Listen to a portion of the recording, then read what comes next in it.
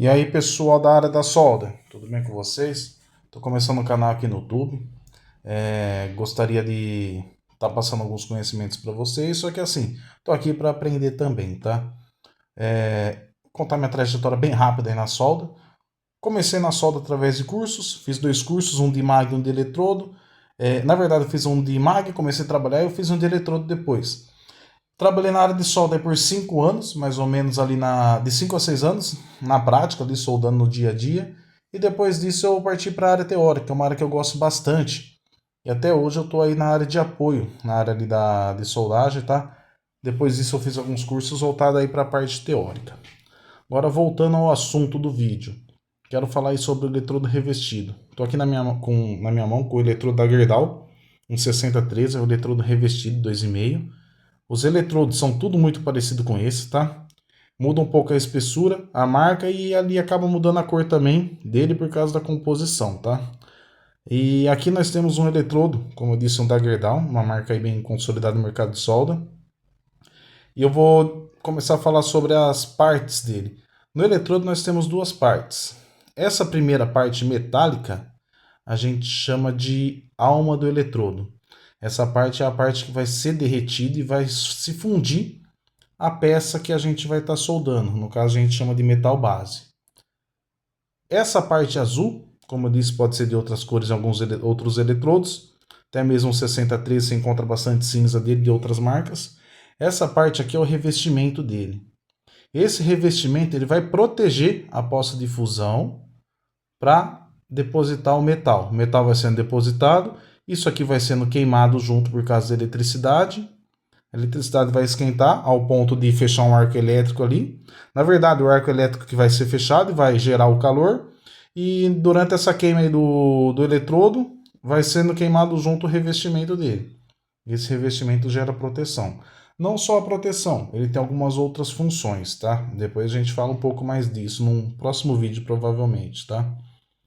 Então, derrete a alma, queima junto o revestimento e o revestimento protege a poça de fusão da atmosfera, tá? Se não tivesse revestimento, ia ser muito difícil de soldar, por causa que ele ia ficar grudando, ia ter contato toda hora com o ambiente ali, com o ar atmosférico, ia dar pó, ia grudar, ia ser uma coisa difícil. Então, basicamente, o revestimento ele vai proteger e ele tem algumas composições químicas dentro dele. Isso aqui nada mais é do que um pó solidificado, que é colocado em volta do eletrodo.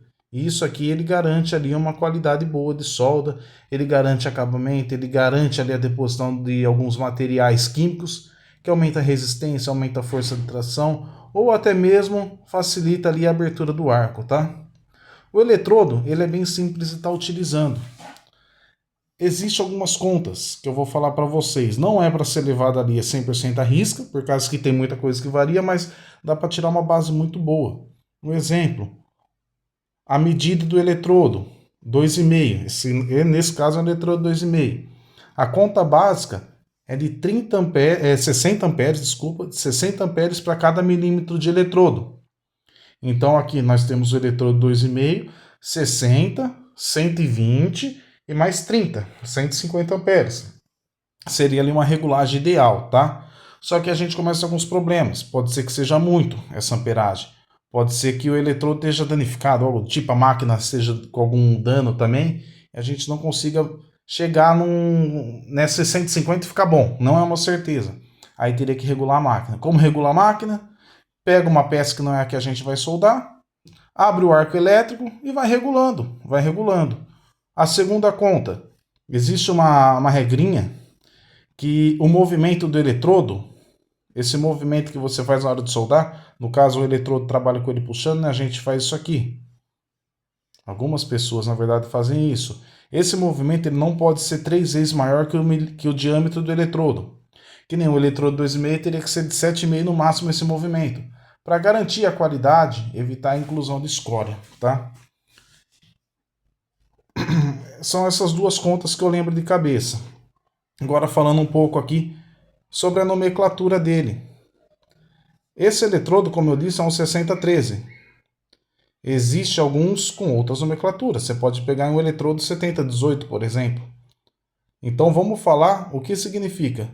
Esses números aqui, vamos começar do primeiro número, do número 60 aqui do eletrodo. Esse número aqui ele vai representar a capacidade que ele tem de resistência. Então, existe uma continha ali que ele vai pegar e vai falar a resistência em peso que ele suporta. Peso, tração, força. E isso aí tem uma tabela, você consegue comprar na tabela. Mas basicamente, quanto maior o número aqui, teoricamente ele aguentaria maior esforço, tá? Mas eu estou falando teoricamente porque tem outras coisas que intervêm. A segunda coisa, o número 1. O número 1 significa que ele solda todas as posições. Ele solda na posição 1G, 2G, 3G, 4G e assim vai indo. 1F, 2F, todas as posições de soldagem ele faz. Porém, tem uma observação: não solda descendo, tá? São raros eletrodos que são utilizados para soldar descendo e esse aqui não é um deles, tá bom? O 6010, se eu não me engano, ele solda descendo.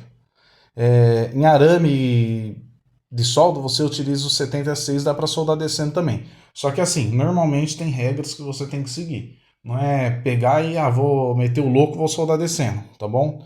É assim, lógico, você soldar descendo num portão, uma chapa fina é uma coisa. Você soldar descendo agora em tubulação é outra coisa. Então são qualidades de serviço também, tá bom? O último número, esse último número aqui, ele fala sobre a composição química do eletrodo. No caso, a gente está tendo um eletrodo aqui com a numeração 3 no final. E essa numeração 3, ele transforma basicamente esse eletrodo aqui no eletrodo rutílico. Não vou entrar nos detalhes, mas basicamente a forma como ele é construído é um eletrodo rutílico. Existem eletrodos que tem outros números aí, que nem você pega um número 0 no final, seria um celulósico. Você pega um 5, 6 seria básico. Eu não vou lembrar todos para falar, mas basicamente essa aqui é a nomenclatura, o significado desses números que nós vemos. E significa que eletrodo, 6013 significa então capacidade que ele suporta, as posições que solda e a composição química dele. Então aí a gente tem uma escolha melhor de eletrodo, sabendo o que vai soldar, como vai ser aplicado, o material que é. Tá bom? Espero que tenha ficado legal a explicação. Agora só vamos falar da parte aqui prática de soldagem. Ligou o terra no metal base.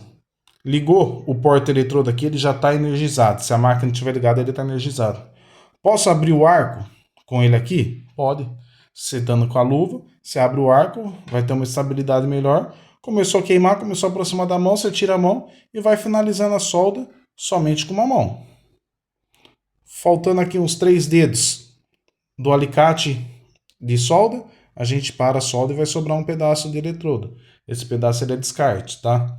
O que não dá para acontecer, você ir jogando todos até o final de queima, e aí você vai ter um problema ali no seu alicate de solda depois, tá bom?